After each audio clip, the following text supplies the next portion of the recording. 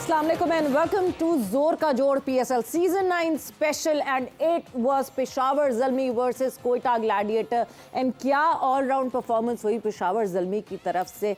Every bowler chipped in. The good start by the openers of Peshawar Zalmi. जब ऐसा लगता है कि साइम अयूब और बाबर आजम एक अच्छी पार्टनरशिप, एक अच्छा प्लेटफॉर्म सेट करके देते हैं, ज़ल्मी काफ़ी सेटल दिखती है आपको. और जिस तरह फिर बॉलर्स ने बॉलिंग की, वेल डिवाइडेड जो है वो वर्कलोड शेयरिंग आपको पेशावर ज़ल्मी की तरफ से दिखी. एंड क्वेटा ग्लैडिएटर्स की लिटरली कमर तोड़ दी, बिकॉज पेशावर ज़ल्मी ने एक बहुत बड़े मार्जिन से जीत हासिल करके अपने नेट रन रेट को भी बेहतर किया एंड टॉप 4 में क्वालिफाई भी हुई. बात करेंगे इस मैच के हवाले से पेशावर ज़ल्मी एंड क्वेटा ग्लैडिएटर्स. पेशावर ज़ल्मी जहां 76 रन से जीत हासिल हुई. What's wrong with Quetta Gladiators? Why couldn't they just stand up? और किस इस तरह परफॉर्म क्यों नहीं कर सके? क्या किया? बैटिंग में क्यों कोलैप्स ट्रिगर हुआ? इन सारी चीज़ों के हवाले से बात करेंगे. अकील हुसैन की hat trick, the first hat trick of PSL season 9, उसके हवाले से भी डिस्कशन होगी. मैं हूं सवेरा पाशा और डिस्कशन को अब आगे बढ़ाने के लिए जोर का जोड़ की फैमिली को इंट्रोड्यूस करवाएंगे. सो यस, जोर का जोड़ की favourite family member Mushtaq Ahmed साहब हमारे साथ मौजूद है. मुशीद भाई, अस्सलाम वालेकुम and welcome to the show. जी वालेकुम सलाम, बहुत बहुत शुक्रिया. आप क्यों मुस्कुरा रहे हैं आप? नहीं कुछ हाँ, नहीं कुछ नहीं, क्योंकि हाफिज साहब नहीं है ना, तो मैं हाँ, कुछ हिकअप आया. हाँ, मुझे पता है, ये देख रहे हैं. साथ ही साथ हम अनदर फैमिली मेंबर ऑफ जोर का जोड़ पीजे मीर साहब हमारे साथ मौजूद हैं. पीजे साहब खुश आमदीद. Thank you very much. आज स्पार्क नहीं है. हाँ? क्योंकि हाफिज साहब नहीं है. सही कहा. हाँ भाई बिल्कुल. नहीं, हाफिज साहब वो हाफिज साहब ना भी होते ना तो कुछ चीज़ें हम नोट करते हैं जो अगले बंदे को पता चल जाती है. लेकिन आज वो प्रॉब्लम होगी ना. क्या? आज सवेरा के लिए हम खुसर से कैसे? नहीं, अरे, अब तो ज़्यादा करेंगे. आज ज्यादा मौका है. आज करें, आप लोग शुरू करें बात, कोई बात नहीं, आज मैं देखूंगी. But yes, Peshawar Zalmi versus Quetta Gladiators.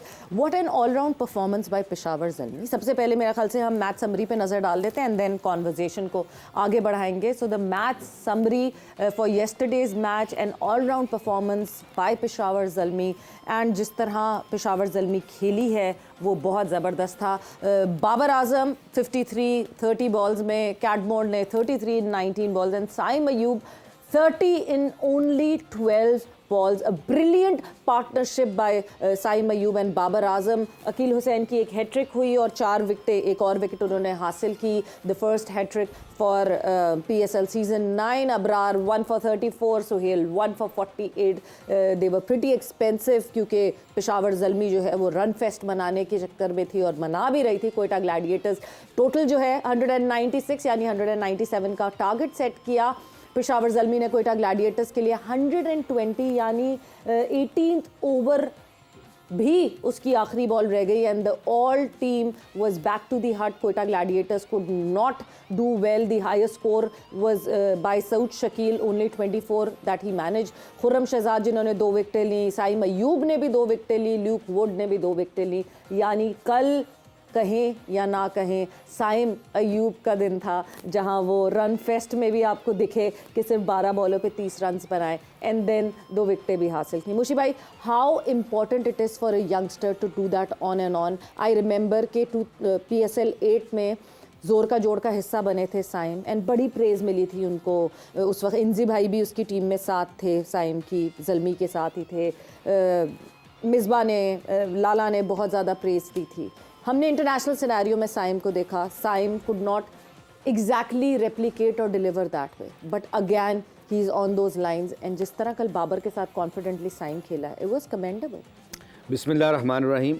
I think obviously as you said, you know, almost you cover all the match basically.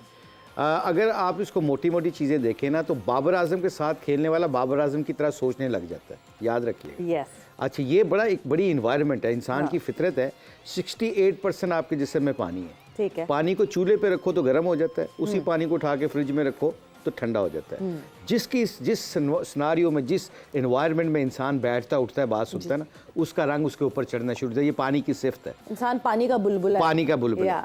मगर यहाँ पे पानी का बुलबुला नहीं, यहाँ पे दूसरे पानी की बात की जा रही है. आज हम बहुत बहुत सख्त आएंगे। हाँ, कोई बात नहीं, हम तैयार हैं।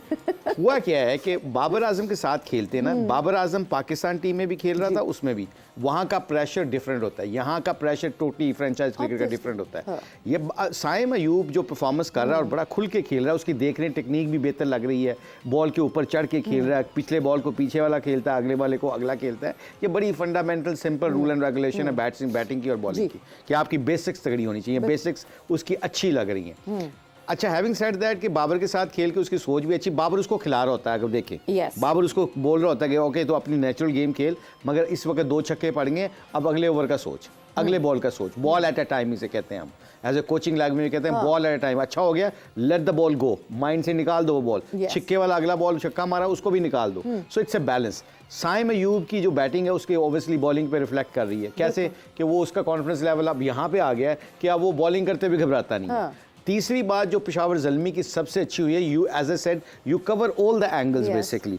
एक चीज़ जो है जो हमने डिस्कस करनी, जो मुझे फील मैच टर्निंग पॉइंट जो था ना, वो था मेहरान का वो 5वां चौथा ओवर। मुझे लगता है कि वहाँ पे मोमेंटम कोयटा ग्लेडिएटर का, जेसन रॉय का और साउथ शकील का बन गया था। उसने आके जो एक विकेट ली है साउथ शकील की, उसके ऊपर सारा मोमेंटम शिफ्ट हुआ है पेशावर ज़ल्मी का। पिछले मैच में भी उसने बहुत अच्छी बॉलिंग करके उसको पेशावर ज़ल्मी को वापस लेके आया था।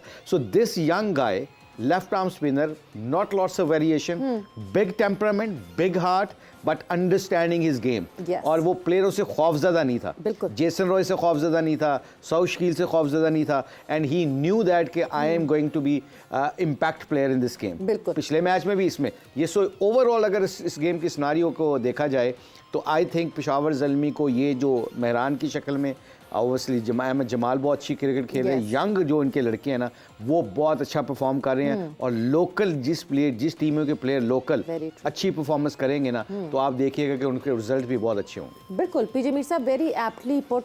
जिस तरह मेहरान मुमताज़ ने पिछली मैच में की, ही कंटिन्यूड दैट परफॉर्मेंस, एंड जब हमने देखा है वो टीम्स चैंपियंस बनती हुई हमें दिखती हैं ऑल अक्रॉस द लीग्स। हम दुनिया में बात करें जहाँ का लोकल लड़का परफॉर्म करने लगता है, and that is what is happening. क्या Peshawar Zalmi are they peaking at the right time? They have peaked at the right time.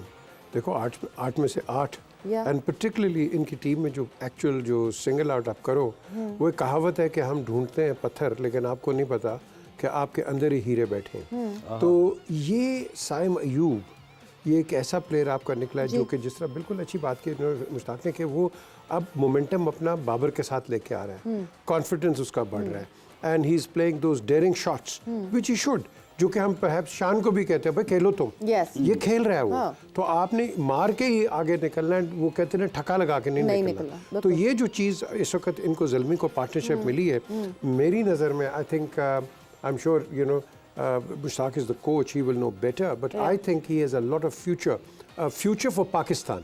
Yes. You know, right now what we can predict, but again time tells you कि कई लड़के जल्दी peak करके नीचे भी बैठ जाते हैं। बिल्कुल। कई लेट आते हैं। हमारे पास चाचा बैठा है, लेट पीक किया उसने, तो कई लोग लेट होते हैं पीक। सो इसके अंदर I think to your question, Zalmi is right up there, and I think Zalmi will even get more stronger because they're in a role. 8 matches खेलनी है इन्होंने, 9 मैचेस खेले, 9 में से 5 जीते हैं और इन्होंने 3 हारे हैं आई बिलीव, और 1 नो रिजल्ट रहा है इनका जो अभी तक वो है। हम पॉइंट्स टेबल पे बिल्कुल डिटेल में बात करेंगे इस वक्त क्या स्टैंडिंग है क्या नहीं है। हम एक ब्रेक पर जाएंगे, ब्रेक से वापस आएंगे तो पॉइंट्स टेबल पे तो नज़र डालेंगे। साथ ही साथ the good news for Pakistan all together is that Babar is working on his weaknesses, and that is very evident in PSL season 9। Babar आपको दिख रहे हैं, स्ट्राइक रेट पे भी काम करते हुए दिख रहे हैं, इम्प्रोवाइज करते हुए दिख रहे हैं, और ये कितना बेनिफिशियल पाकिस्तान के लिए होगा ये पूछेंगे हम मुशी भाई से और पीजे मीर साहब से आफ्टर द शॉर्ट ब्रेक।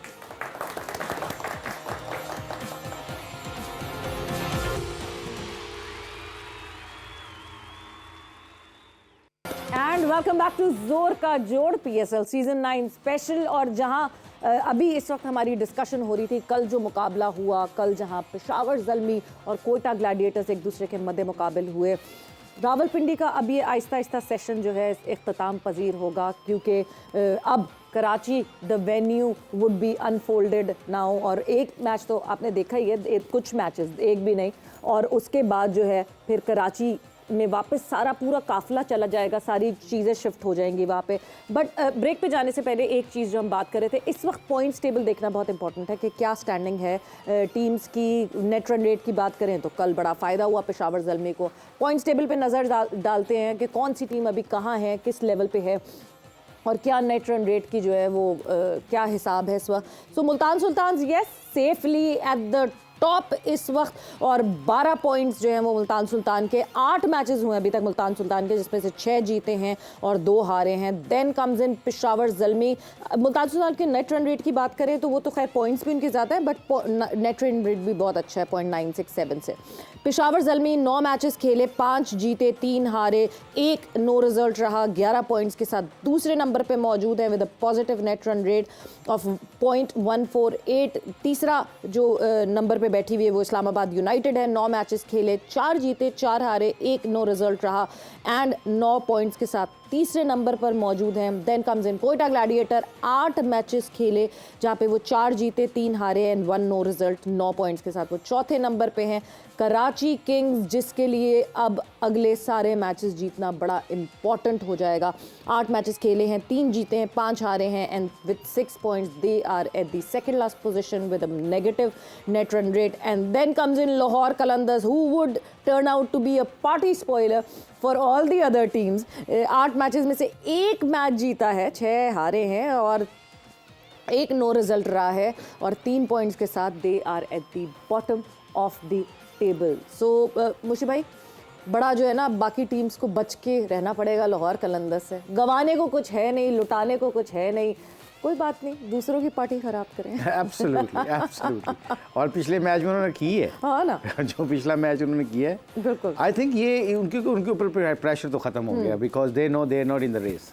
जब आप रेस में नहीं होते तो फिर आप एक्सपेरिमेंट जो भी करते हो दिल से करते हो, उसके सामने आपके कॉन्सिक्वेंसेज नहीं होते। तो जब कॉन्सिक्वेंसेज नहीं होते तो प्रेशर ऑफ होता है। Sometime those things actually you need that. अगर ये जब कोई मैच हारेंगे ना, जब बंदे के कॉन्सिक्वेंसेज नहीं ना होते, सोचता नहीं है कि हम हार जाएंगे तो ये हो जाएगा, इफ एंड बट से सोचता है, तब या तो बहुत ही गंदा खेलते हैं, बिल्कुल एक वन साइड हार जाते हैं, या फिर दूसरी टीम को, बड़ी से बड़ी टीम को मार देते हैं। ये दो होता है, बीच में मिडिल वाली गेम खत्म हो जाती है। तो आई थिंक लाहौर के, as you said, you know like ये प्रॉब्लम होगा दूसरी टीमों को कि उन्होंने आके किसी न किसी को ना टीम से, मतलब टूर्नामेंट से बाहर करवाएंगे, वो देख लीजिएगा। बट आपकी जो हम पहले ब्रेक से पहले बात कर रहे थे ना कोयटा ग्लैडिएटर की, what happened to them, yes, I think मुझे लगता है ये we should discuss this and we should get the information कि उस्मान तारिक को किस बात पे बैन किया गया है। अच्छा, उस्मान तारिक को की अपडेट मैं आपको देती चलूँ। उस्मान तारिक को एनसीए में बुला लिया गया है। He has been called here to Lahore और जो है अब eventually he will go for his test. I hope कि पीएसएल के टाइम फ्रेम के अंदर ही ये टेस्ट भी हो जाए। रिज़ल्ट तो फ़ौरन ही आ जाता है, आपकी एनालिसिस आपके सामने आ रही होती है, तो उनको बुला तो लिया गया है। और क्या अपडेट है उस हवाले से वो भी हम जानेंगे। बट अपग्रेडेशन की एक मीटिंग हुई कल पाकिस्तान क्रिकेट बोर्ड में, जहां मोहसिन नकवी साहब the chairman of Pakistan cricket board, उन्होंने हेड किया उस मीटिंग को। और जो स्टेडियम्स की अपग्रेडेशन है उसके हवाले से बात हो रही है। Champions trophy is right at the corner. बड़ा स्ट्रेस, बड़ी टेंशन हमको हुई हुई थी कि इन स्टेडियम्स में कैसे होगी चैंपियंस ट्रॉफी, तो अब वो सिलसिला शुरू हो गया। क्या अपग्रेडेशन की अपडेट है? हुज़ैफ़ा खान ने हमें ज्वाइन इन किया, हुज़ैफ़ा बताएंगे। जी हुज़ैफ़ा, क्या अपडेट है आपके पास? सवेरे बिल्कुल देखें, जिस तरीके से हम बात कर रहे हैं और पूरा पाकिस्तान बात कर रहे हैं कि चैंपियंस ट्रॉफी पाकिस्तान ने होस्ट करनी है, स्टेडियम में उनका इंफ्रास्ट्रक्चर काफ़ी पुराना हो चुका है, काफ़ी अच्छे से मेंटेनेंस हुई है, चाहे वो कुर्सियों की इंस्टॉलेशन है, एलईडीज हैं, फिर इसके अलावा जो बैठने की कैपेसिटी, फिर इस पे मीटिंग जो है चेयरमैन मोहसिन नकवी साहब ने बुलाई थी। नेस्टा जो पाकिस्तान का नेशनल इंजीनियरिंग सर्विस इदारा है उसके हेड को तलब किया गया, साथ साथ जो पीसीबी के इंफ्रास्ट्रक्चर डायरेक्टर हैं उनको बुलाया गया और इस बात पे जोर दिया गया कि ये जो तीनों स्टेडियम है पाकिस्तान के जिनमें अभी मैचेस हो रहे हैं, गद्दाफी स्टेडियम है, पिंडी का स्टेडियम है और national stadium, national bank stadium Karachi जो है, तो इनको तज़ीनो-राइज भी करनी है और उसको रेडी करना है जो है चैंपियंस ट्रॉफी के लिए। 3 दिन का वक्त दिया गया है चेयरमैन की तरफ से इस कमेटी को कि आपने 3 दिन के अंदर ऐसा प्लान मुरतब करना है जिसमें गद्दाफी स्टेडियम को पूरा जो है वो आपने बेहतर करना है। न सिर्फ उसको व्यूइंग एक्सपीरियंस बेहतर बनाना है, लोगों के लिए बैठने की सीटें बेहतर बनानी है, बल्कि साथ साथ जो कैपेसिटी है, क्योंकि आपको पता है जब बीच में इसकी तज़ीनो-राइज हुई थी तो इसकी कैपेसिटी कम हो गई थी, लगभग 27-28 हज़ार की कैपेसिटी, तो कैपेसिटी भी बढ़ानी है और जो व्यूइंग एक्सपीरियंस है, जो स्टैंडर्ड्स हैं, उनको भी बेहतर बनाना है चैंपियंस ट्रॉफी के बाद से। तो 3 दिन में पहले गद्दाफी स्टेडियम के हवाले से चेयरमैन साहब को जो है रिपोर्ट तलब की जाएगी और उसके बाद पिंडी स्टेडियम और नेशनल बैंक स्टेडियम के ऊपर जो है वो प्लान लिया जाएगा और काम शुरू होगा, क्योंकि बिल्कुल अगले साल ही पाकिस्तान में 2025 में चैंपियंस ट्रॉफी की मेजबानी भी करनी है, तो ये सारी इंस्ट्रक्शंस दी गई। हुज़ैफा, पिंडी के स्टेडियम के हवाले से कुछ खबरें, कुछ लोग जो है वो रिपोर्ट कर रहे थे कि नहीं जी पिंडी के स्टेडियम को भी डबल टियर बनाने की बातें की जा रही हैं, बट क्योंकि हमें पता है कि उसी स्टेडियम के बिल्कुल पीछे एक बहुत इंपॉर्टेंट दफ्तर है जिसकी वजह से डबल टियर होना मुश्किल है। कुछ इसके हवाले से कोई खबर है आपके पास?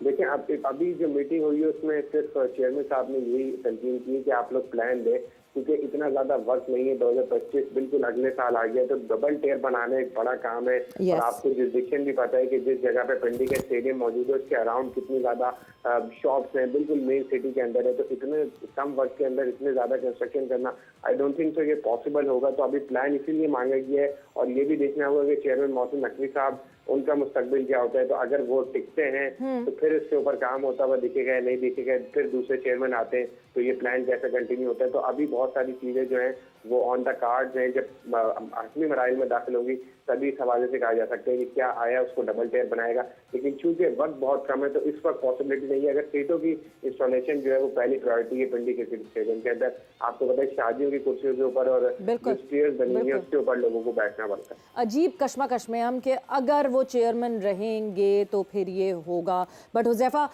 टॉकिंग अबाउट अपग्रेड, हम ये स्टेडियम के अपग्रेडेशन की तो बात कर रहे हैं, अपडेट ऑन उस्मान तारिक, क्योंकि हम कोयटा ग्लैडिएटर्स की बात कर रहे थे, क्या आपके पास कोई अपडेट है उस्मान तारिक को लेकर आज? जी बिल्कुल, उस्मान तारिक को नेशनल क्रिकेट एकेडमी लाहौर तलब कर लिया गया और वहाँ पे जो उनका एक्शन है, जो रिपोर्ट हुआ है उसके ऊपर काम किया जाएगा। गालिबन बताते हैं कि 15 डिग्री है इतना उनका है जिसके ऊपर अंपायर्स ने रिपोर्ट किया है, तो अब एनसीए में उनको तलब किया गया, उनके ऊपर काम होगा, जितना भी उनका एंगल जो है, जो रिपोर्ट हुआ है उसको बेहतर करने के ऊपर काम किया जाएगा। एनसीए तो अपना काम कर रही है, अब उम्मीद करते हैं कि बेहतर हो जाए, लेकिन जब कोयटा ग्लैडिएटर्स ने उनको लिया था तो गालिबन उनको भी देखना चाहते कि उनके साथ भी कोचेज भी मौजूद हैं, स्टाफ भी मौजूद है, क्योंकि इतनी बड़ी टीम है, अगर उनके एक्शन में कोई इश्यूज थे तो पहले ही देखना चाहिए था, ना कि वो दुनिया के सामने आए और अब दोबारा उनको एनसीए ले जाया गया। अब देखें एनसीए में कितना टाइम लगता है और कितनी देर में वो बेहतर होकर वापस सर्किट के अंदर आते हैं। जब वो नए एक्शन के साथ आएंगे तो क्या वो इतनी इफेक्टिव हो पाएंगे? जैसे हमने माजी में देखा कि जो भी बॉलर जाता था, सॉरी, उनको पहले क्या बायोमैकेनिक टेस्ट के लिए लेकर जाया जाएगा या पहले काम करवाया जाएगा फिर बायोमैकेनिक टेस्ट के लिए लेकर जाएगा? पहले उनके ऊपर काम करवाया जाएगा। अभी जो अपडेट आई है कि एनसीए के अंदर उनके ऊपर काम होगा, उनका एक्शन रिवैम्प होगा, जितना भी 15 डिग्री है जो भी है, उसके बाद उनका बायोमैकेनिक टेस्ट होगा और फिर वो एलिजिबल होंगे किसी भी किस्म की क्रिकेट खेलने के लिए। मगर विद इन द 15 डेज उनको तो रिपोर्ट ये करना है वापस, उनको तो टेस्ट करवा के उसको क्लियर करवाना है, वरना तो वो उन पे बैन लग सकता है। तो फिर कैसे ये करेंगे? बिल्कुल ऐसे ही, लेकिन अब लाहौर के अंदर है, वो देखें क्या होता है। हुज़ैफा, मुश्ताक अहमद हेयर। अच्छा, जो मुझे लगता है कि देखे ना, बैन हुआ एक बंदा, उसका टेस्ट उसको नेकेड आई से बैन किया गया, मशीनों से बैन नहीं किया गया, तो फिर उसको ये तो पता चले ना कि वो बैन सही हुआ भी है कि नहीं हुआ। पहले उसके रिमीडियल वर्क, अभी रिपोर्ट हुआ है ना, रिपोर्ट हुआ है ना, वही रिपोर्ट हुआ ना। रिपोर्ट होने के बाद रिमीडियल वर्क तो तब कराया जाता है ना कि अगर उसमें प्रॉब्लम निकल आती है। अगर वो प्रॉब्लम ही नहीं निकलती और ये हमसे अंपायरों से गलती होती है तो इसका क्या होगा फिर? तो आई थिंक मुझे नहीं लगता ये सेंस बनती है कि उसका रिमीडियल वर्क पहले होगा फिर then he has to go through that system. मुझे लगता है हुज़ैफा, ये आप जरा इसको देखेंगे क्या इसका पर्पस क्या है। टेस्ट फर्स्ट, बिल्कुल वो टेस्ट की कंफर्मेशन आनी जरूरी है, बिकॉज अभी तो नेकेड आई से ही इज बीन रिपोर्टेड, और जब तक टेस्ट नहीं होगा उनके ऊपर क्या काम किया जाए और कैसे काम किया जाए वो तो टेस्ट के बाद ही पता चलेगा, how many degrees to work. But Huzaifa, thanks a lot for updating us, आपका बहुत बहुत शुक्रिया। And yes, coming to this discussion Mushi भाई, टेस्ट एक अपनी लैब है हमारे पास, मतलब क्यों पहले हम प्रोएक्टिवली कोई काम नहीं करते कि टेस्ट हो जाता, जो सारे जो डाउट्स थे वो ख़त्म हो जाते हैं। सिंध प्रीमियर लीग में हमने देख लिया था एक्सटेंडेड तरीके से इनको, इवन देन हमने वो सोचा नहीं उस बारे में। नहीं, देखिए मेरी बात सुने, मैं वही कह रहा हूँ ना कि आई थिंक ये इतना आसान नहीं जितना वो डिसीजन लिया गया है। आपने उसको रिपोर्ट हो गया वो किस बात पे रिपोर्ट हुआ? नेकेड आई से हुआ। यस, नेकेड आई से अगर आप रिपोर्ट करते तो टूर्नामेंट को कंटिन्यू करते। ये कौन सा इंटरनेशनल मैचेस हैं? आप कितनी दफ़ा अश्वन खेला है आईपीएल में, जब उसके ऊपर रिपोर्टिंग हुई है, रिपोर्टिंग करने से पहले आई बिलीव उसके ऊपर आप उसको 2 दिन के लिए कोटा लीडर से कहते हैं कि जी हमें डाउट है, आप मैचेस खिलाएं, हम 1 दिन के लिए इसको भिजवाते हैं, लाहौर भिजवाते हैं, लाहौर भिजवा के हम इसका वो देखते हैं, चेक करते हैं। अगर इसमें जो हमें नेकेड आई नजर आ रहा है कि इसका 15 डिग्री से ऊपर है, then we have to report और then we have to ban him, whatever you can say. अब ये है प्रोसेस। अगर आप नेकेड आई से देख के उसके ऊपर आप डिसीजन कर देते हो और आप अपना प्रोसेस उसको ऑब्वियसली फॉरन नहीं करते, तो आई थिंक कोटा ग्लेडिएटर को इसका बहुत नुकसान हुआ है, लीग को बहुत नुकसान हुआ है, क्योंकि आपने नेकेड आई के साथ आपने बैन उसको कर दिया, उसको रोक दिया क्रिकेट खेलने से। अब इसको वहां पे भिजवाया। अब जो हज़ैफा कह रहा है, अगर ये बात सच है तो मुझे क्या लगता है, मुझे लगता है कोटा ग्लेडिएटर और उस्मान तारिक को पहले खुद इस पे स्टांड लेना चाहिए कि पहले मुझे बताएं तो सही मेरा कितना डिग्री है। हमें कुछ मुझे कंफर्म नहीं है कि किस चीज से चेक करके उसका कहा गया है जी 15 डिग्री से ज्यादा है। I don't know. मगर एक चीज जो कि जिसमें मुझे लगता है कि पीएसएल, हम बहुत सारे लोग ये बात कर रहे हैं, मैं और भी चैनल्स पे देख रही थी कि अभी रिपोर्ट नहीं करना चाहिए था, रोक देना चाहिए था, this was our domestic league, we could have stopped the news. अभी वो खेलते रहते हैं जिस पे बैकग्राउंड में उन पे काम होता रहता और इस तरह कर सकते थे। बट क्योंकि पीएसएल आईसीसी एक्रेडिटेड लीग है, एंड ऐसा नहीं है कि आईसीसी की नज़रें नहीं होती पीएसएल पे, अगर तो एक प्लेयर आपको दिख रहा है, लेट्स से कोई और अंपायर जो कि नहीं फील्ड में है इस वक्त, बट वो देख रहा है कि this player is chucking, and if he reports to ICC regarding कि वो एक चक्कर को खिला रहे हैं and they are not reporting him, क्या वो एडवर्स नहीं बनता पीएसएल के लिए?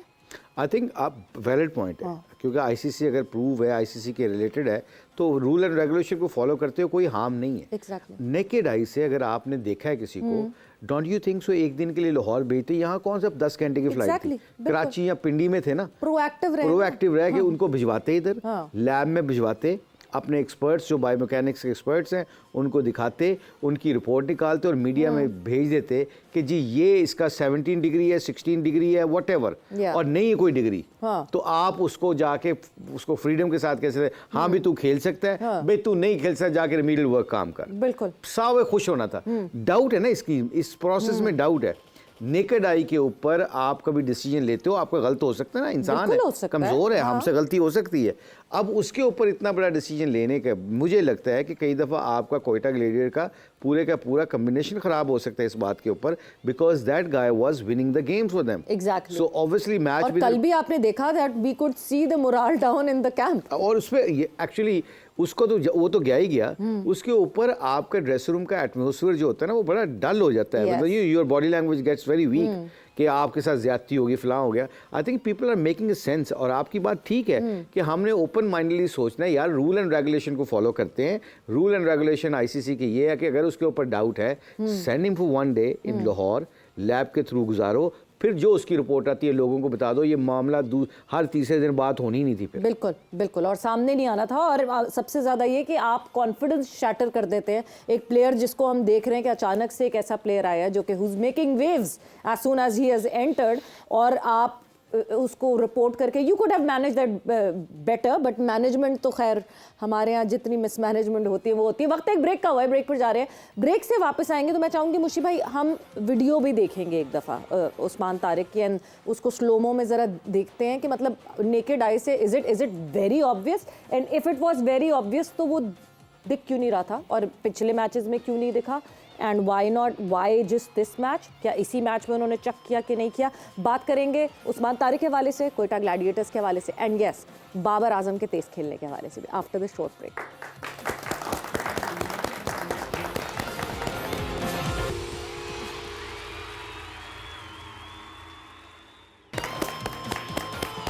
And welcome back to Zor Ka जोर पीएसएल सीजन 9 स्पेशल। बात हमारी हो रही है उस्मान तारिक के हवाले से। कितना बड़ा सेटबैक होता है एक टीम के लिए जब एक कॉम्बिनेशन इवेंचुअली सेट हो गया हो, टीम बेहतर करने लगे, वो प्लेयर एक बहुत इंपॉर्टेंट मेंबर बन जाए उस टीम के लिए, एंड देन पीजे मीर साहब अचानक से खबर आए that sorry he can not play further more, या फिर खिलाना है तो अपने रिस्क पे खिलाओ, रिपोर्ट हो गया, फिर से तो रिपोर्ट हो गया। देखिए जी, जब आप किसी को सस्पेक्ट करते हैं, हमारी तो हिस्ट्री बड़ी ख़राब है ऑस्पिनर्स की। हसी बैसन से लेके जी वो उसने विकेट लेनी शुरू की, उसको चक्कर कर दिया। जी सकलैन के साथ ये हुआ, सही वो क्या नाम है, सईद अजमल, सईद अजमल और हफीज़ के साथ, स्क्वायर के साथ। नहीं हाँ बात है, हाँ हाँ बात द क्वेश्चन वो इज रिपोर्ट नहीं हुए थे but there was vibe for it vibes and all that. हाँ। तो ये हमेशा ये करते हैं इस तरह। अच्छे लड़के को देखो आप, वो कहते हैं ना कहावत है, बद से बदनाम बुरा। Yes. एवं किसी को कहते वो बंदा खुद कॉन्शियस हो Conscious हो जाता है कि मैं क्या कर रहा हूँ गलत। तो हमारे बॉलर्स के ऊपर, पर्टिकुलरली ऑस्पिनर्स के ऊपर ये काफ़ी इन्होंने रखा है। एंड ये करते हैं ये अंग्रेज लोग। अच्छा ये देखो ना, अब ये इलिंगवर्थ है, ये खुद बड़ा ऑर्डिनरी काउंटी क्रिकेटर था। हमने कॉन्स्पिरेसी थ्योरी ढूंढ ली है नहीं कोई? कंस्पिरेसी नहीं, इनके दिमागों में होता है, पता नहीं Yes, क्या ये क्या सोच के करते हैं। And from a naked eye आप किस बॉलर को ले लो, कहीं ना कहीं सर्कमस्पेक्ट एक्शन होता है हर एक का, तो वो एक दो गेंद हो जाते हैं एंड उस पर भी डिबेट करते हैं। लेकिन द क्वेश्चन इज आपने कंसिस्टेंसी देखनी है कि वो कितना लंबा स्पेल कर रहा है उस एक्शन के साथ, and what kind of a trouble the batsman is facing. Yes. आप इसको लॉन्ग टर्म में देखो, आप शॉर्ट टर्म में करके वो कहते हैं ना निप इन द बड आप कर रहे हो भाई, उसको ग्रूम तो करो, देखो तो सही। अब आप मशीनों के ऊपर लेके जाओगे, क्या are the machines the perfect answer for it? This is a natural sport. हमने इसको इतना इलेक्ट्रॉनिकली कंट्रोल कर दिया है कि हर चीज़ ये इधर होगा तो ये इधर होगा, फलाना इधर होगा। नो, ये नेचुरल स्पोर्ट है। तो आप ये कहते हैं कि ये जो 15 डिग्री रूल है ये नहीं होना चाहिए? I don't think so, I don't think so. Mushi भाई, व्हाट इज योर बड़े बड़े बॉलर्स हैं हिस्ट्री के अंदर, आप देख लो। बिकॉज एक स्पिनर के लिए बहुत ज़्यादा एक हैसल है जो कि बचपन से एक तरीके से बॉलिंग कर रहा होता है, एंड अचानक जो है जब वो रिपोर्ट होता है और उसको रीमॉडल करना। Saeed Ajmal lost his snip with that. एक सेकंड, सनी रमदन के साथ इन्होंने किया है। वो यहाँ से उसका पछाना नहीं जाता था, इधर से ही करता था और इधर से ऑस्पिन, वो कहते ये चेक करता है। And he was one of the great wicket takers West Indies. तो ये इस तरह के ये करते हैं ये लोग। मुशी भाई, योर टेक ऑन? अच्छा, मेरा टेक तो ये है कि एक तो मैंने 2-3 उन्होंने अंग्रेजी के लफ्ज़ बोले हैं, मैंने बड़ा इंप्रेस हुआ। हाँ सीरियसली पता है, मुझे लग रहा है कि मैं अंडरमाइंड हो गया हूँ 2 लफ्ज़ सुन के कि यार इन्होंने सामने अंग्रेजी नहीं बोलनी क्योंकि उन्हें एक्सपोज हो जाएंगे। दूसरी बात, सवाल जवाब देने से पहले, आज हमने इनकी जैकेट नहीं देखी। अगर ये इंग्लैंड में लॉर्ड्स में बैठे मैच देख रहे होते तो कई अंग्रेजों ने कहना था where did you get this match. अब मैं भी बोले अंग्रेजी, ये होया ए होया। मेट नहीं बोलते वो, मेट बोलते वो ऑस्ट्रेलिया वाले नहीं बोलते मेट। नहीं बोलते हैं, ऑस्ट्रेलिया वाले ही बोलते हैं। वो थोड़ा सा ऑस्ट्रेलिया वाला आ गया वो लंदन के एक्सेंट थोड़ा डिफरेंट है, north side of England different है थोड़ा सा। तो आई थिंक आपने ये जो क्वेश्चन किया इससे पहले मैं ये पूछूं आपसे, ये वाकया हो चुका है कि इस जैकेट? बिल्कुल, मैं लॉर्ड्स एक्चुअली पहन के ये जाता हूँ। I am a member of MCC. तो वहाँ जब कोई इवेंट्स होते हैं या कोई आप गेस्ट बॉक्स में जाते हैं या लॉर्ड्स के पवेलियन में जाते हैं, आई वेयर दिस। और इसके साथ एक डार्क ब्लू भी है। अच्छा, वो डार्क ब्लू के साथ साथ एक घड़ी भी देखेंगे, पिंक के साथ पिंक मिल रही है घड़ी का, देखें आप स्ट्राइप देखें जरा, क्या मैचिंग है। इसको कहते हैं कि मैन विद फुल स्टाइलिश कपड़े, जूते, सब कुछ। और सबसे आज सोने पे सुहागा, पता क्या हुआ? आज मैं इस पे बिल्कुल ही ख़त्म हो गया हूँ। पहले थोड़ा बहुत अपने आप को बैक करता था कि जी इनके साथ फाइट आउट कर सकता हूँ। आज अंग्रेजी के 2 लफ्ज़ नए मैं पहली दफ़ा सुने हैं, अब मैं फंस गया हूँ इस बात पे। कौन से ऐसे वर्ड्स बोले आपने? 2 जो बड़े मुश्किल, अंडर इन्फ्लुएंस करके, पता नहीं क्या थे, मुझे उस जुबान पे भी नहीं चढ़ने मेरे, तो मुझे लगता है। नहीं खैर, एनी हो, ये तो इनको मैं वाज वेरी इम्प्रेस्ड, मैं नोट किया है। On a serious note, people know this के जी कई दफ़ा कपड़ों में बड़ा बंदे को वो मिलता है, कॉन्फिडेंस भी मिलता है, अच्छा लगता है बंदा। तो आई थिंक जो सबसे इम्पोर्टेंट चीज़ है ना हमारे, एक मैं अगर इजाज़त दें, हमारी बच्ची को एक खांसी लगी हुई है, तो ये लो बेटा पानी बेटा आप ले लो। यस, टिकटॉक तो नहीं बना रही थी कहीं बेटा? पी लो पानी, पी लो, धक्का लग गया, कोई बात नहीं। वो मेरा ख्याल हंसी है, जिस मैंने कहा ना कि कैबरी के 2 लफ्ज़ बोले हैं, तो उस हंसने पे ऊपर उसको गोता लग गया बेचारी, है ना? अच्छा जी, पियो बेटा पानी, पी लो। अभी इंशाल्लाह ठीक कर देगा अल्लाह, ठीक कर देगा, अब देखना इंशाल्लाह ठीक हो जाएगी अभी। चले जी। अच्छा जी, इम्पोर्टेंट चीज़ क्या है जो आप पीजे मी साहब ने अपनी राय दी है, I think lots of respect for that. जो रूल एंड रेगुलेशन बनते हैं ना, कई दफ़ा मेरा ख्याल है, ये मुझे कहना नहीं चाहिए मगर रियलिटी यही है कि कई दफ़ा हम ये इतना इसको पर्सनल बना लेते हैं या इसको इतना वो बना लेते हैं कि हम अपने बंदों को ठीक करने के चक्कर में ना हम आईसीसी को गलत कर देते हैं। हाँ, हमारी वजह से कर रहे हैं, हमारी वजह से हमारे पास ज्यादा स्पिनर्स, क्योंकि जिस बंदे से भी आम पब्लिक को पूछो ना, आम पब्लिक बेचारी यही कहती है कि हमारे साथ ज्यादती हो गई। अगर लॉ बना है, इनका कहने का मतलब लॉ होना ही नहीं चाहिए, अगर लॉ बना है तो अगर लॉ बना हुआ है तो लॉ के मुताबिक तो वो ठीक है, अगर लॉ ना बना होता तो फिर इट्स ओके। लॉ बना है तो 15 डिग्री का मतलब है फिर 15 डिग्री। इसमें अश्विन को भी उन्होंने रोका है, अश्विन ने भी रिमॉडल वर्क करके वापस रीमॉडल किया है। और एक दो और थे केसेस, मेरा ख्याल उनको भी, मेरा ख्याल आई थिंक हरभजन का भी किया था उन्होंने, तो हरभजन को भी उन्होंने वापस रिमॉडल वर्क किया था।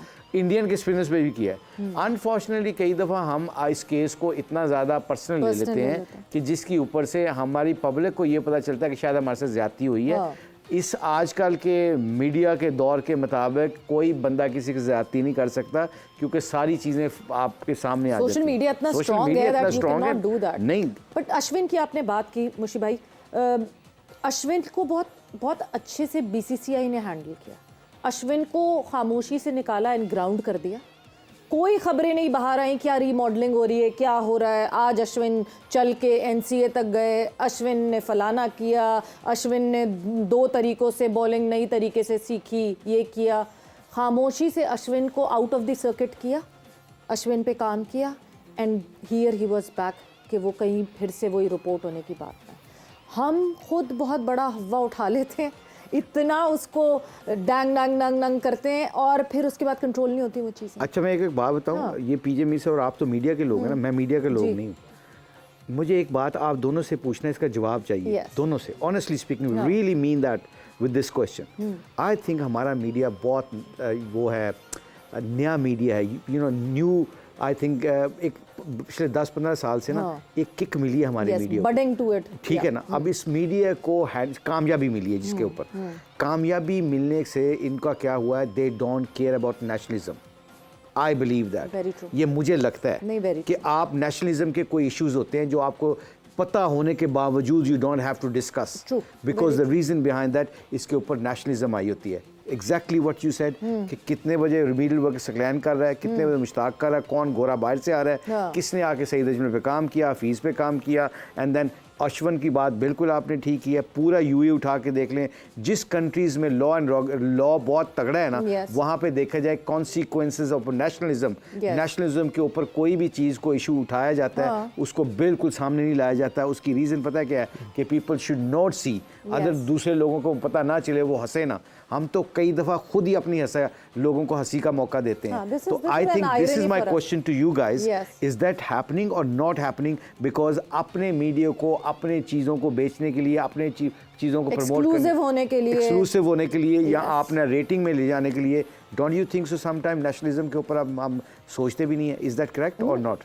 आई एग्री टू द फैक्ट, हम वो एक नेशनलिटी की लाइन, एक नेशनलिज्म की लाइन ज़रूर क्रॉस करते हैं, just to tell people that we have the news, but actually वो न्यूज़ हमारी इमेज को कितना डैमेज कर रही है, शायद पीजे मीर साहब हम वो लाइन क्रॉस कर जाते हैं और भूल जाते हैं। हम हमेशा क्रॉस करते हैं। और हमारे जो लड़के हैं, अगर वो बात कोई भी करते भी हैं, उसको मिसकंस्ट्रू किया जाता है बाहर, और जब बाहर किया जाता है हमारा मीडिया उठा लेता है उसको, वो देखो जी उसने ये कहा है।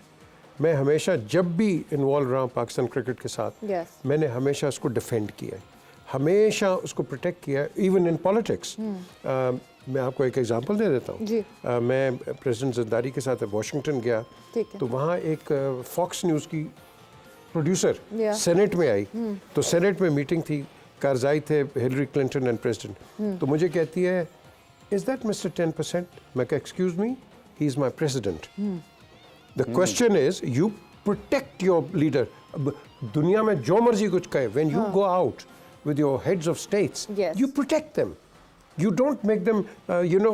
इसी तरह एक शरीफुद्दीन पीरज़ादा साहब आए, सिक्योरिटी सर्च हो रही थी सेंट एंड्रूज बेस पे न्यूयॉर्क में, उनका हाथ यूं हुआ, उन्होंने जी ओ देखो जी शरीफुद्दीन पीरज़ादा के साथ ये हो गया वो हो गया। That is wrong. जो security laws, what Mush saying, security laws have to be followed. तो हम इसका और हम बात का बतंगड़ बना लेते हैं पकड़ के, और यही क्रिकेट के अंदर हम अपने आप को और हर शोबे के अंदर अपने आप को गंद करते हैं। इंडिया इस तरह नहीं करता। और दूसरे मुल्क इंडिया, आप बाहर के भी ले लें, बड़े स्कैंडल्स हुए हैं, एसेक्स में हुए हैं, you know, you talk about the news channels, जो international news channels हैं, they don't bash their country. नहीं, That is very इसके true. ऊपर इंडिया में हमारा एक क्रिकेटर, मैं नाम नहीं लूंगा, वो अपना ब्रॉडकास्टिंग के लिए गया। ठीक है। उसने मुझे खुद बताया, उसने कहा कि जी उन्होंने चैनल पे बैठने से पहले कहा आजकल एक र्यूमर्स चल रहा है धोनी और सचिन के बारे में, वो हमने अपने चैनल पे डिस्कस नहीं करना because they are are heroes. जब तक एविडेंस नहीं आता सामने we can not say our opinion, क्योंकि नेशन के ऊपर नेशनल जो लोग होते हैं ना वो फिर अपना माइंडसेट बना लेते हैं कि ये हुआ है। बगैर एविडेंस के, बगैर तहकीक के अगर हम अपनी बात कर लेते हो तो एक तो वैसे ही एम्बैरेसमेंट होती है, अगर मॉरल वैल्यू हो तो हमारे वहाँ पर मुझे ये लगता है कि ये लॉ तगड़ा होना चाहिए कि अगर कोई बंदा डिस्कस करके किसी की पर्सनल लाइफ के बारे में कोई एविडेंस के बगैर बात करता है और सबूत नहीं है और वो उसको अक्यूज़ करता है, क्योंकि पता नहीं कितने लोगों की फैमिलियाँ बच्चों के साथ बैठ के खाना खाते हैं, बच्चे स्कूल जाते हैं, उस स्कूलों में उनको ताने पड़ते हैं and they become so anti against the country because उन कहते हैं मेरे मुल्क में मेरे बाबा के साथ ये हुआ, मेरी माँ के साथ ये हुआ। इसका हल क्या है? इसका हल है जब तक आप लॉ को तगड़ा नहीं करेंगे, स्ट्रिक्ट लॉ, और इस लॉ के ऊपर ऐसा बनना चाहिए लॉ कि अगर मैं खुदा ना खास्ता किसी के बारे में एक्यूज करता हूँ, अब किसी की पर्सनल जिंदगी के बारे में बगैर एविडेंस के एक्यूज करता हूँ, तो he should be actually able to, he should be eligible to take me to the court, और कोर्ट मुझे फिर बताए कि जी आपने गलत किया, ये आपकी पेनल्टी है, आइंदा से अगर आपने किया तो ये होगा। आप देखते हैं कितने लोग फिर आपको बगैर तहकीक के बात करते हैं। So I think this is a very important issue in Pakistan, क्योंकि लॉ है पर इम्प्लीमेंट करने के लिए वी हैव टू टेक, है नहीं है? नहीं लॉ है, इम्प्लीमेंट कोई नहीं कर रहा। पेमरा के लॉज बहुत स्ट्रॉन्ग हैं और बहुत स्ट्रिक्ट हैं और वाकई हैं वो लॉज, बट उनको अप्लाई करना, उनको इम्प्लीमेंट करना, उसमें फिर बहुत सारी चीज़ें और आ जाती हैं कि वो कितना अप्लाई किया जाता है, कौन उस पूरी भगदड़ में जाना चाहता है टू सू समवन और to have some case on someone, but Savera मुझे अफसोस होता है ये लड़का दानिश कनेरिया, इसके साथ जो किया है मीडिया ने, बड़ा गर्क किया इस लड़के को। इंग्लैंड के अंदर ये मेरे पास आया, मेरे ऑफिस में आया, जिस चैनल में मैं था एयरवे में, वहाँ मेरे पास आया, इसका लॉयर है, एग्जॉनरेट हो गया, लॉयर ने स्टेटमेंट दी है, इधर जी बात का पतंगड़, उसने ये कर दिया, फलाना कर दिया। उसके साथ वाला लड़का पकड़ा गया था जो एसेक्स में खेलता था। तो ये जो हम बगैर सोचे समझे ये जो हम किसी पे इल्ज़ाम लगा देते हैं, खुदा के लिए सुन तो लो उसकी बात यार। हम पहले जंप कर जाते हैं इस चीज़ के ऊपर, what he is saying we shouldn't do it. हम अगलों के करियर्स, फैमिलीज़ की इन्होंने बात की, हर एक की है, हम उनके हर सोशल स्ट्रक्चर उनका बड़ा करके रख देते हैं। यस, बिल्कुल यही है। और ऑब्वियसली एक सेल्फ इवैल्यूएशन भी है, मुझे लगता है मुशी भाई, मतलब 10 खबरें हैं जो आपके पास आती हैं, जो हमारे पास आती हैं, मगर हम कहते हैं जब तक इसकी तस्दीक ना हो जाए, let's not talk over it, we decide that here on this platform, और हम बात नहीं करते उन चीज़ों के बारे में जब तक कि कंफर्मेशन ना आ जाए। सेल्फ सेंसरशिप भी तो है ना, जो मॉरल वैल्यू है, और स्पेशली हमारे फॉर्मर प्लेयर्स के लिए बहुत जरूरी। नहीं, मॉरल वैल्यू है इसमें, मॉरल वैल्यू। मैं कह रहा हूँ ना कि मैंने पीए मीर साहब के बारे में बात की है, और मैं इनको, सॉरी ये मैं जो बताना ज़रूरी है हमारी आवाम को, इनसे एक बात हुई राशिद लतीफ़ के साथ पिछले शो में, इनकी बड़ापन है, इन्होंने अपोलोजाइज किया, मैसेज किया, I am sorry Rashid if I hurt you.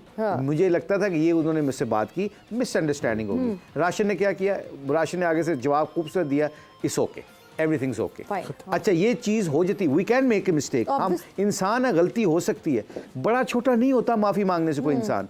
हाँ, छोटा इंसान कौन सा होता है जो गलती पे अड़ जाता है, कहते हैं ना एक चोरी ऊपर सीना जोरी, ये नहीं होना चाहिए। हमारी नेशन में हम ये जो बच्चे हमारे साथ बैठते हैं, हमारे बच्चों की तरह, बेटों की तरह, हम क्या सिखाते हैं इनको? ब्रेक में यही सिखाते हैं, जब तक तुमने बात किसी की नहीं मानी, हमारा मजहब ये सिखाता है, हमारा दीन ये सिखाता है, हमारे नबी की जिंदगी है, जब तक आंखों से देखना लो, कानों से सुनना लो, किसी की बात भी ना मानो। घरों के घरे लोग खराब कर देते हैं, लोगों को उजाड़ देते हैं। जेलस जो लोग होते हैं वो जाके एक छोटी सी बीज डालते हैं और वो तहकीक के बगैर ही लोग उनसे बात मान लेते हैं, और फिर क्या होता है, घर के घर उजड़ जाते हैं, आपका पूरा का पूरा डिपार्टमेंट उड़ जाता है। वो लड़की का नहीं देखा अभी, वो जो पुलिस वाला केस हुआ अभी, अच्छा वो जो लिखा हुआ था ऊपर, किसी को पता नहीं है, और आपने आप हलवा लिखा होता ना। अब जो भी है सर्कमस्टांस, अब ये प्रोग्राम के तवस्सुल से हम ये मैसेज देते हैं, और आपने बिल्कुल ठीक है, हम कोशिश ये करते हैं कि सारे लोग अच्छे हैं, सिर्फ अपने आप को ऊंचा करने के लिए लोगों को छोटा मत करो। जब आप और लोगों को आप बड़ा होना चाहते हो ना, किसी भी शो में, आप किसी भी शोबे में बिल्कुल। बड़ा होना चाहते हो, लोगों को बड़ा करना शुरू कर दो, लोगों की इज्जत से ना खेलो, उनको इज्जत दो, अल्लाह आपको इज्जत देने लग जाता है। कोई रॉकेट साइंस तो है नहीं इसमें। तो I think it's a very very important issue as a nation. मेरे लिए सबसे इंपॉर्टेंट है कि मुझे ठीक होना है। हाँ। जब मैं अपने आप को ठीक कर लूंगा ना, तो मुझे सारे लोग ठीक लगेंगे। जब मैं जब किसी की बुराई करूंगा, दो बंदे खुसर फुसर कर रहे होंगे ना, वो चाहे बेचारे कोई नमाज की बात कर रहे हो, तो मैं यही समझूंगा क्योंकि मेरा माइंडसेट है कि ये बुराई कर रहे हैं। तो इसलिए ये बहुत जरूरी है बीइंग अ नेशन। जब भी नेशनलिज्म की बात आए किसी भी डिपार्टमेंट, इन्होंने बहुत अच्छी बात की। प्रेसिडेंट है हमारे मुल्क के, कोई भी XYZ अच्छा लगता है या नहीं लगता, हमें उनकी इज्जत करनी है। हमें बाहर जाके मुझे 10,000 सवाल करते हैं गोरे कि ये आपके मुल्क में टेररिज्म है, ये है, फलां है। हम कहते हैं नहीं, कम एंड वो आप विजिट करो आके नॉर्थ साइड ऑफ पाकिस्तान से बड़ा कोई मुल्क, खूबसूरत मुल्क ही नहीं है। हमारी आर्मी के बारे में बात करते हैं, हमारी army is the best army, best people, best organiser people. कोई खामियां खूबियां तो सब में होती हैं। अब इतने बड़े मुल्क के बारे में, इतने लोगों के बारे में आप कुछ भी उठ के बोल दें तो दैट डजंट सूट अस। मैं अपने वालिद साहब, मेरे वालिद साहब के अंदर कोई गलती हो या मेरे अंदर कोई गलती हो, मेरे बच्चे जाके मोहल्ले में बिठाने कि मेरा वालिद गलत है, मेरे वालिद गलत है, तो आप बताएं मेरे मोहल्ले में कोई मेरी इज्जत करेगा? बिल्कुल भी नहीं।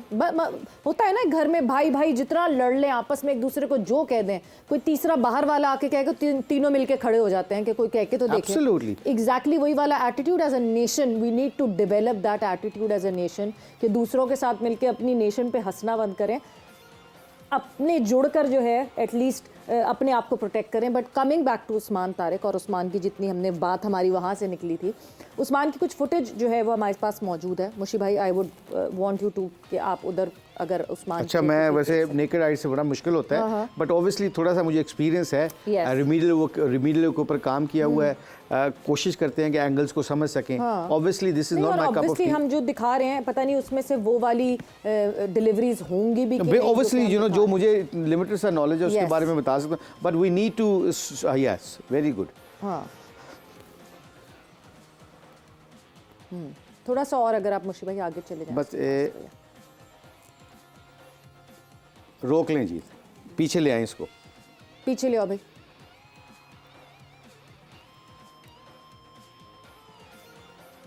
अब मुझे नहीं लगता नेकेड आई से कि आई प्रॉमिस यू कि इसमें चेकिंग है। हाँ। आगे लेके जाएं, एक फ्रेम और लेके जाएं आगे। जब आप लैंड करवा के इसको बॉल करवाएंगे, अच्छा मुझे नहीं लगता। अच्छा। क्योंकि आपका जो ना फ्रंट आर्म, ये बहुत डिक्टेट करता है। जब आप एक्शन से पूरा ऊपर जाते हैं ना, ऊपर जाके अगली टांग खोलते हैं ना, तो अगली टांग खोलते हैं तो ये एल्बो जो है ना, ये आपकी नीचे बैंड होती है। अच्छा, ये 15 डिग्री का जो है ना, ये आप देखिएगा, he is get side down, पूरा साइड डाउन हुए हैं, ये साइड डाउन हुए जी, ये इनकी अलाइनमेंट आ गई, परफेक्ट अलाइनमेंट। अब मुझे बताएं कहाँ पे एल्बो इसकी बैंड हुई? नहीं, नेकेड आई ये कहती है। अब मुझे नहीं पता कौन से बॉल पे हुई है, वैसे इन्होंने की गुगली थी, ये हाथ से तो मुझे गुगली लगी है, ठीक है। इन्होंने पूरा ओवर स्पिन किया है, और ओवर स्पिन में आपका बॉल बैंड नहीं होता। ये बॉल, दूसरा बॉल दिखाएं जरा प्लीज, ये जो अभी डाउन द लेग की है, इसको दिखाएं आप। नहीं, वो पीछे वाला जो पीछे जो कीपर ने टांग से पकड़ा था, नहीं ये वाला तो हमने देख लिया ना, दिखाएं तो।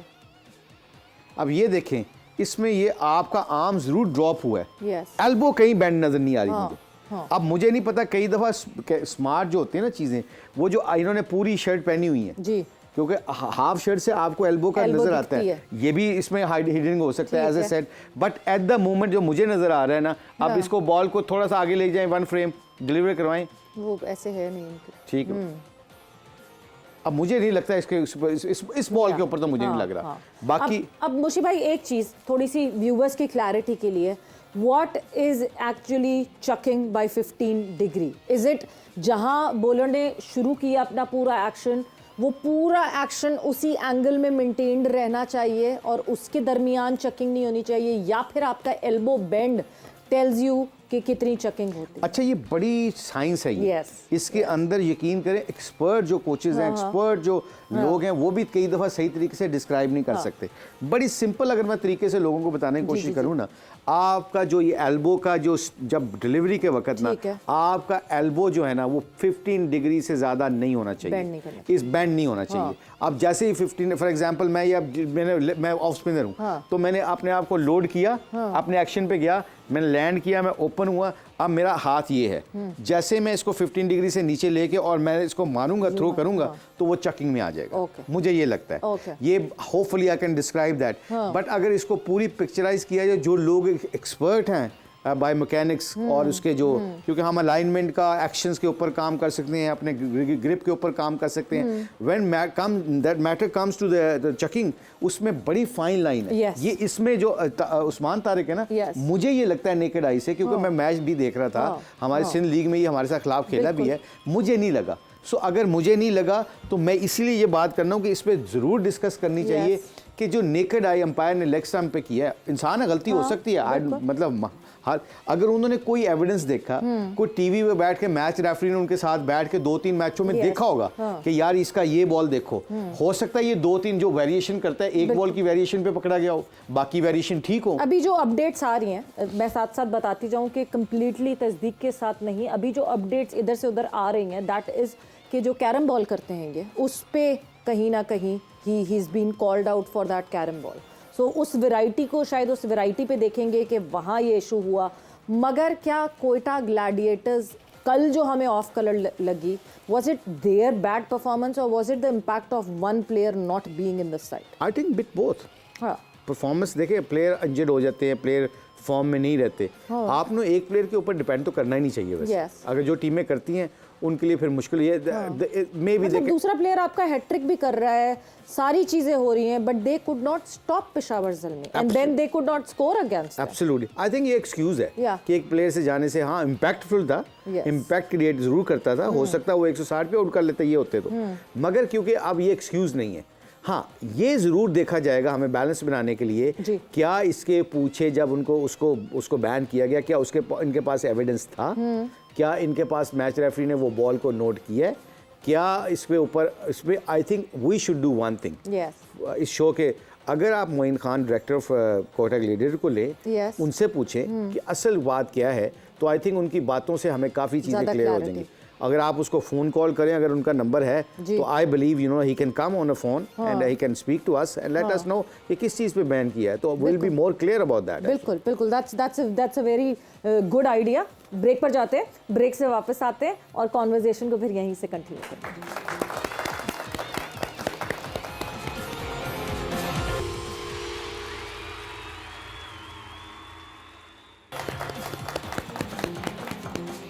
एंड जोर का जोड़ में एक दफ़ा फिर से आपको कहेंगे खुशामदीद PSL सीजन 9 स्पेशल।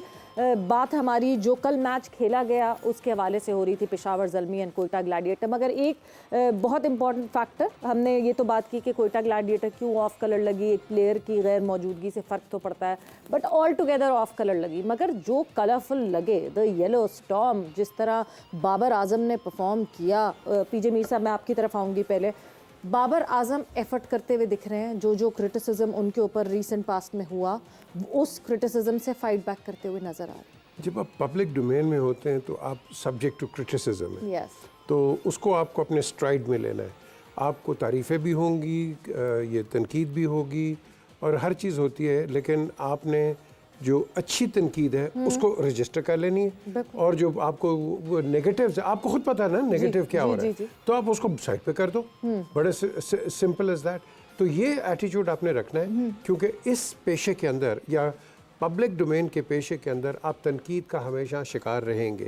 आप किसी को सेटिस्फाई नहीं कर सकते, क्योंकि बाहर से 10 विकेट लेने वाले और 200 रन करने वाले पूरा स्टेडियम बैठा हुआ है, वो हर चीज़ आपसे सबसे अच्छा खेल सकता है, वो बताएगा आपको किस तरह खेला, और देखो उसने ये किया छोड़ दो। ये कहानियाँ चलती रहेंगी और चलनी चाहिए, क्योंकि उनका इंटरेस्ट भी रहता है और यहाँ का भी अपना वो कहते हैं कारोबार चलता रहता है। सो इस पे आप नेगेटिव मत हो, पॉजिटिव रहो, and as long as you positive, क्योंकि आपकी लाइफ, गेम, काम, हर चीज़ एक पॉजिटिविटी पे है। आपने कभी कोई फिल्म ऐसी देखी है, पिक्चर ऐसी देखी है, ड्रामा ऐसा देखा है कि जहाँ बुराई जीतती है?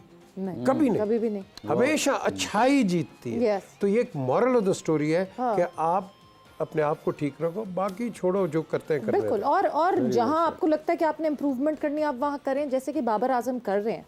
और मुशी भाई, the kind of love that Babar Azam has got all across the cricketing world, all across Pakistan. कल भी 2 लड़के स्टेडियम में जंप लगा के बाबर आजम के साथ सेल्फी खींचने आ गए थे। तो ये वो तो मोहब्बतें सारी हैं, but a player who is recognising that over the period of time मैंने अपने फ्लॉस को कैसे दूर करना है, उस प्लेयर के लिए बहुत बेनिफिशियल होता है। देखिए, सबसे पहले जो बाबर को बहुत करीब से जानते हैं जी। वो उनको एक चीज़ का पता है, he is a very humble guy, Yes, no he is a doubt. Very innocent guy. देखें, इंसान के पास अच्छे और बुराई चीज़ें, जैसे पीजी मिसाल ने बड़ी अच्छी बात की कि लाइक आपने बुराई को नहीं देखना, आपने पॉजिटिव अच्छाई को देखना है। बाबर आजम में एक बड़ी खूबी अल्लाह ने रखी है, जब उससे कोई क्रिकेट की बात करता है वो सुनता है, और सुन के उसको ये फिल्टर करना आ गया है कि ये मेरे मकसद की बात है, ये मेरे मकसद की नहीं बात। जब प्लेयर को ये पता चल जाता है कि इससे अच्छा पूरी दुनिया ही कह रही है, पहले मैं आंखें बंद की हुई थी कबूतर की तरह कि बिल्ली मुझे नहीं देख रही, मेरा ख्याल मुझे आंखें खोलनी पड़ेगी। बाबर ने पिछले 6 महीने से, जब से मेरा ख्याल कैप्टनसी से पहले ही उसको ये अंदाज़ा हो गया था, आंखें खोलनी थी कि I think I can improve my strike rate, I can prove like I can hit sixes. अब उसने क्या किया, छिक्के मारता है, अब खड़े खड़े छिक्के मारने लग गया, पर टांग रखता है, लेफ्ट आर्म को छिक्का मार देता है, स्वीपर मारने लग जाता है, सोने पे सुहागा, हर शॉट होने के बावजूद वो छोटी स्वीपर मारने लग जाता है, इम्प्रोवाइज करने लग गया। तो I think that is a great news for not for Babar Azam, Pakistani point of view से सोचा जाए तो ये बड़ी ग्रेट न्यूज़ है, क्योंकि बाबर को देख के जो आने वाले क्रिकेटर बनेंगे ना, वो बहुत उनको पाकिस्तान क्रिकेट को फ़ायदा होने वाला है, क्योंकि बाबर एज यू सेड बड़ा एक अच्छा रोल मॉडल है, और वो बहुत अच्छे काम भी करता है, बहुत लोगों को नहीं पता। ही is a very humble guy and he is a very very very kind hearted also. वो चलाकियाँ नहीं करता, उसके अंदर वो नहीं है। हाँ, बाकी इंसान है, कमजोरियाँ अच्छियाँ खूबियाँ सब में होती हैं, but he is a good cricketer and also very good brand ambassador for cricket. बिल्कुल, और very good brand ambassador for Pakistan cricket majorly, because बच्चे फॉलो करते हैं इस वक्त। अगर छोटे से छोटे बच्चे से पूछें, मेजॉरिटी में all they know about Pakistan cricket is Babar Azam. ये सारी वक्त ये चीज़ें चली हैं। आप बॉलर्स को ले लो, जब इमरान, वसीम, आकिब और वकार वगैरह जब आए, आप देखो कि हमारी खेप एक तैयार हो रही थी फास्ट बॉलर्स की। लेग स्पिनर आए कादिर, उसके बाद देखो हमारी खेप और तैयार होगी लेग स्पिनर्स की। अब आपके पास बैट्समैन एक आया है, and you will get very good batsman up the line, and this is a beacon light. ये बीकन लाइट है कि जो आपको नेशनल लेवल पे आपका जो बच्चा है अभी जो खेल रहा है, पीएसएल में ही से आपको निकलेंगे ना, तो यहाँ से आपको बड़े बड़े टैलेंट निकलेगा उसको देख के। ये अंडर जो आइडल होता है बच्चा, वो बनना आगे। सॉरी, अंडर 16 का अभी आपने 2 दिन पहले कैंप को देखा, वहाँ पे जितने भी बैट्समैन है वो बाबर बनना चाहते हैं। पता है क्या है, वो जितना खूबसूरत खेलता है, जितनी अच्छी शॉटें मारता है, और जिस तरह क्रीज के ऊपर जाके उसका एक स्टाइल है, उसका एक क्रिज्मा है, I think it's we enjoy his batting actually.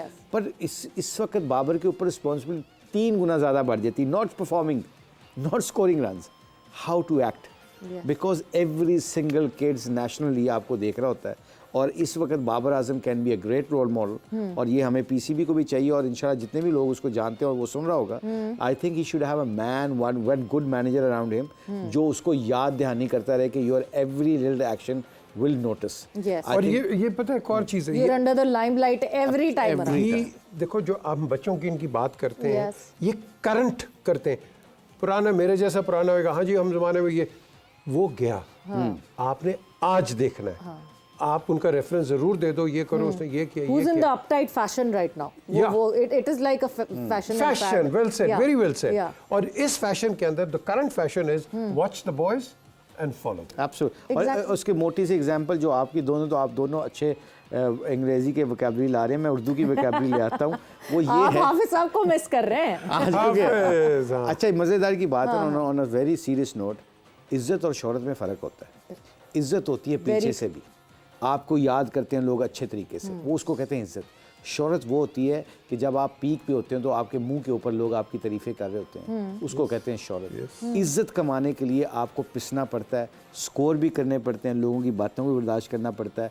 अल्लाह इन बच्चों को, हमारे बाबर आजम को, बाकी भी जितने प्लेयर हैं सबको इज्जत दे। शहीन हो गया, रिजवान हो गया, शादाब, जितने भी ना के नेम ऑल ऑफ देम, इनको ये अच्छे रोल मॉडल बन के इस वक्त पाकिस्तान में सबसे ज़्यादा फुकदान जो किसी चीज़ का है ना, हमारी यूथ के अंदर 2 चीज़ अल्लाह ने बड़ी रखी है, मैंने नोटिस किया ये, they are good decision maker and they are good followers.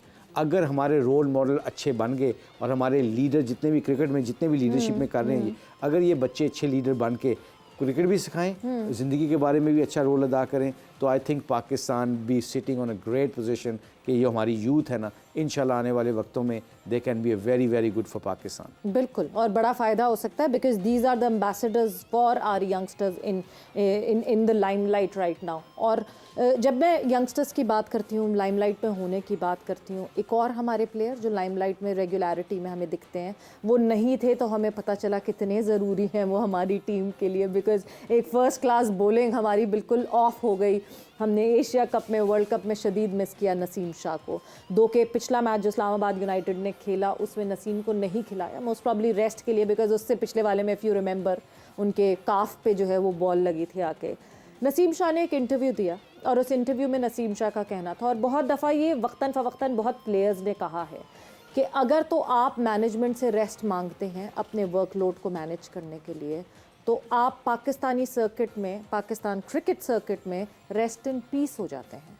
फिर आपको पलट के देखा नहीं, अगर आपके बदले जो लड़का आया होता है वो बहुत परफॉर्मेंसेस दे रहा होता है तो फिर आपको पलट के देखा नहीं जाता। मुशी भाई, obviously you have been in the circuit, you know that, but ये जो इनसिक्योरिटी है ये कितनी ज़्यादा है पाकिस्तान क्रिकेट में, या आप डिसएग्री करते हैं नसीम की इस बात? I think Naseem is making sense. Pakistan के कल्चर के मुताबिक ये सेंस बनती है। पहले इंडिया में भी था ये जी, अभी पाकिस्तान, श्रीलंका और बांग्लादेश में तीनों में है, इंडिया में नहीं है। उसकी रीज़न है कि बेंच स्ट्रेंथ वाले लड़कों को खिलाया जाता है। अब 3-3 मैच खिला के वो 100 किया है, और 100 करने के बाद बाहर आके विराट कोहली और उसको रोहित शर्मा दोबारा आगे खेल जाते हैं। अब ये है एक पॉजिटिव साइन कि लड़कों को पता है कि जी हमें जगह बनानी पड़ेगी विराट कोहली की जगह, तो हमें इतना रन्स करने पड़ेंगे, हमें टेस्ट मिल गया है। मॉर्गन की कैप्टनसी की सबसे बड़ी कामयाबी ये थी कि उसने, मैं because I was part of that meeting, उसमें जेफ मिलर था कोच उनका, सिलेक्टर, चीफ सिलेक्टर। तो जेफ मिलर ने आके उसको, जेफ मिलर को आके कहता है, एंडी फ्लावर को मॉर्गन कहता है आके कि गिव मी वन गारंटी कि मेरे बगैर टीम को आप लड़कों को इधर से उधर नहीं करेंगे, जो मैं लड़का मांगूंगा वो मुझे मिलेगा, किसी लड़के को आप मेरे बगैर ड्रॉप नहीं होने देंगे, चाहे वो 10 मैचों में कुछ ना करे, then I will accept the captaincy. तो उन्होंने कहा ओके डन।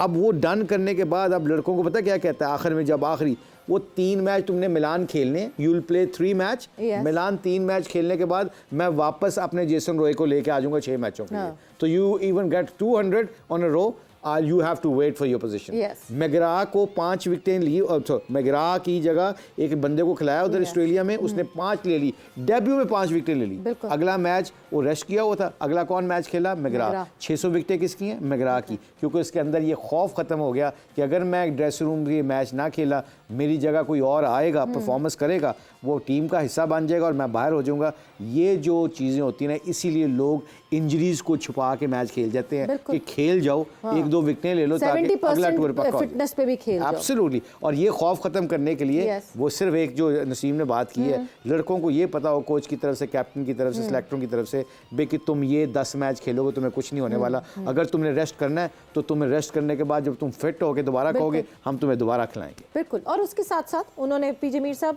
उन्होंने भी सोल्यूशन की बात की नसीम ने, बिकॉज वो उनका फोकस ज़्यादा था वर्कलोड मैनेजमेंट पे कि जी फास्ट बॉलर्स का वर्कलोड मैनेज, क्यों शाहीन इतने ज़्यादा मैचेस खेल जाता है, नमीबिया भी खेलती है तो नमीबिया के अगेंस्ट भी शाहीन को खिला रहे होते हैं, क्यों नसीम को इतने मैचेस खेलने पड़ते हैं, फास्ट बॉलर्स को बड़े आराम से इस्तेमाल करना चाहिए, बड़ी थॉट प्रोसेस के साथ इस्तेमाल करना चाहिए। So the solution that he gave कि जिस तरह वर्कलोड मैनेज की बात होती है, वर्कलोड मैनेजमेंट की बात होती है फॉर द फास्ट बॉलर्स, पहले से प्री डिसाइडेड हो कि अगर इस सीरीज़ में 5 मैचेस हैं तो ये लड़का 3 खेलेगा, या ये 8 मैचेस हैं तो उन 8 में से 5 खेलेगा, कि मैनेजमेंट को भी पता हो कि हमने इसका बैकअप रखना है स्क्वाड में, जो कि जिस वक्त ये नहीं खेलेगा लड़का उस वक्त वो लड़का हो, और सब एक ही पेज पे हों और सबको ये बात पता हो। Can this be organized? क्योंकि आप सीरीज़ देखते देखते अचानक आपको होता है नहीं जी ये मैच तो बहुत ही इंपॉर्टेंट है, इसमें तो खिलाना है, फिर ये इशूज़ आ सकते हैं। ये इशू आता है, ये आपने बात की, ये इशू आता है, क्योंकि जब आप एक रन पे होते हो और आप जीत रहे हो तो फिर आप मुश्किल होता है टीम को चेंज करना, बड़ा मुश्किल होता है, लेकिन आपको बैकअप रखना पड़ता है। लेकिन जब इंजरी की हम बात करते हैं, कई लड़के हैं वो अपनी इंजरीज बताते नहीं हैं, टूर्स पे चले जाते हैं। हमने 2 लड़के पकड़े थे, मैं नाम नहीं लेता हूँ, तो चेयरमैन ने मुझसे पूछा कि हाँ वो इंजर थे, क्योंकि फिजियो ने आके रिपोर्ट दे दी। उन्होंने कहा ये लड़का ठीक नहीं, ये आगे जाके ये ही गो डाउन। तो चेयरमैन ने मुझे कहा कि वो मैं कहा जी इसको मत लेके जाए। क्यों? क्योंकि ये आगे जाके लायबिलिटी बन जाएगा। इट इज़ मच रादर कि ये पूरी रिकवर करे, and once he recovers bring him back in the fold, but let's have somebody else out. And that is the way how you should be. लेकिन yes, to your question, it becomes difficult कि अगर आप जीत रहे हैं और फिर आप team change कर देते हैं बीच में और खुदा न खास्ता आप हार जाते हैं, तो फिर आपकी तनकीद शुरू हो जाती है। वो team strategy and team structuring को अंडरस्टैंड नहीं करते। हमने मगर पीजे मीर साहब, ये तो फिर वही वाली बात हो गई ना। हमने यूएई में वर्ल्ड T20 खेला, वर्ल्ड T20 में हमने पहला मैच जीता, इंडिया से जीता, दूसरा मैच जीता, उसके बाद PNG आई, PNG को भी हमने वो कॉम्बिनेशन नहीं चेंज किया। नमीबिया आई, नमीबिया के साथ भी हमने कॉम्बिनेशन चेंज नहीं किया, क्योंकि हम विनिंग कॉम्बिनेशन को नहीं छेड़ना चाहते। तो यहाँ तो ये वाली बात आ जाएगी कि हम चार्ज कब देंगे फिर किसी। लेकिन एक चीज़ हमें भी समझनी चाहिए कि हमारे पास कोई फ्रेंचाइज नहीं है कि हर मैच जीतेंगे। हमने खेलना है, अपनी बेस्ट एबिलिटी के साथ खेलना है, और जीतेंगे भी हारेंगे भी, बट आपने नए ब्लड को नर्चर भी करना है। कैसे करेंगे जब आप जगह ही नहीं दे रहे? तो कहाँ नर्चर? अगर इफ़ यू अलाउ मी, आप दोनों की conversation obviously, if you allow me, जब आपका हार का डर निकल जाएगा ना, तो आप आराम से सारे मैच जिसको चाहे खिला लो। जब नेपाल के खिलाफ, हॉलैंड के खिलाफ आप सब इसलिए चेंज नहीं करते कि you scared of losing against them. तो जब आप हारने से डरते हो तो फिर एक्सपेरिमेंट करने से भी डरते हो। That is the reason I believe. यानी keeping the winning combination is just an excuse? I believe so. जो आपको पता है पीजे मीर साहब की जगह मैंने बंदा की तैयार करना है, तो उसको 2-3 मैच खिला के पता चलेगा ना कि बेंच पे भी बैठा है। पीजे मीर साहब को भी पता होगा कि 5 मैचों के बाद मुझे रेस्ट मिल जाएगा, मेरी बॉडी भी रिकवर हो जाएगी। तो फिर क्या होगा, वो लड़के को भी मौका मिलते रहेगा। हाँ, वो बात नसीम वाली फिर आ जाती है कि पीजे मीर साहब ने बहुत 5 साल से परफॉर्मेंस कर रहे हैं, और एक लड़का आगे 2 मैचों में परफॉर्मेंस करता है तो उनके 5 साल की परफॉर्मेंस को भूल जाएं। ये भी फिर लाइन बैलेंस नहीं बनता। फिर उनको भी उतनी रिस्पेक्ट देनी चाहिए कि ताकि वो ये घबराए ना कि जो मर्जी आगे 150 भी कर लेगा मेरी जगह, तो मेरी जगह नहीं ले सकता जब तक मैं बहुत ज़्यादा फेल ही नहीं होगा। इससे क्या होगा, हेल्दी कंपटीशन होगा। पीजे मीर साहब एकदम अलर्ट होके आएंगे कि I have no choice then perform the way of I perform every single match. फिर आप 3 मैचों के बाद फेलियर आता है नहीं है, फिर आपके 5-6 मैचों के बाद फेलियर आएगा, बिकॉज योर कॉन्सेंट्रेशन लेवल और अप्रोच बहुत डिफरेंट हो जाती है जब आपके पास इस तरह का कंपटीशन आप क्रिएट करते हैं। बिल्कुल, और अपनी जगह बचाने की बात नहीं होती। I am a prime example of this के परफॉर्म करके विजडन देखें आप।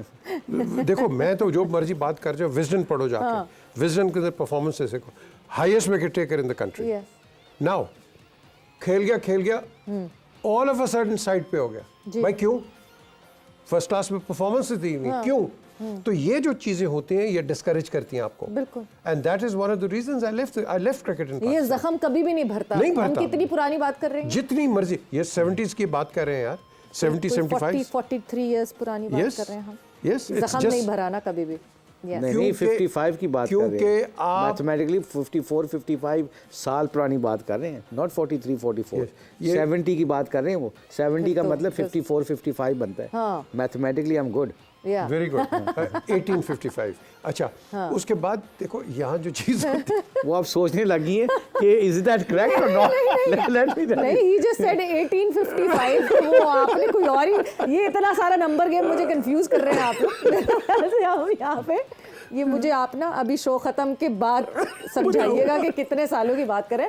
बट यस, काफ़ी सालों की बात कर रहे हैं। बहुत मुश्किल होता है जब आप परफॉर्मेंस कर आते हैं, परफॉर्मेंस दी भी होती है, एंड जब आपके पास रीजनिंग ना हो। It is all about communication, it is all how you communicate. But इस वक्त हमें ये कम्युनिकेट कर दिया गया कि वक्त ख़त्म हो गया है, तो ज़ोर का जोड़ कर यहाँ पे वक्त ख़त्म हुआ। 5 बजे फिर से आपसे जुड़ेंगे। आप लोगों का बहुत बहुत शुक्रिया फॉर बीइंग हियर। आपका बहुत बहुत शुक्रिया, एंड आप लोगों का बहुत बहुत शुक्रिया। अपना बहुत ख्याल रखिएगा। टेक केयर, बाय बाय, अल्लाह हाफ़िज़।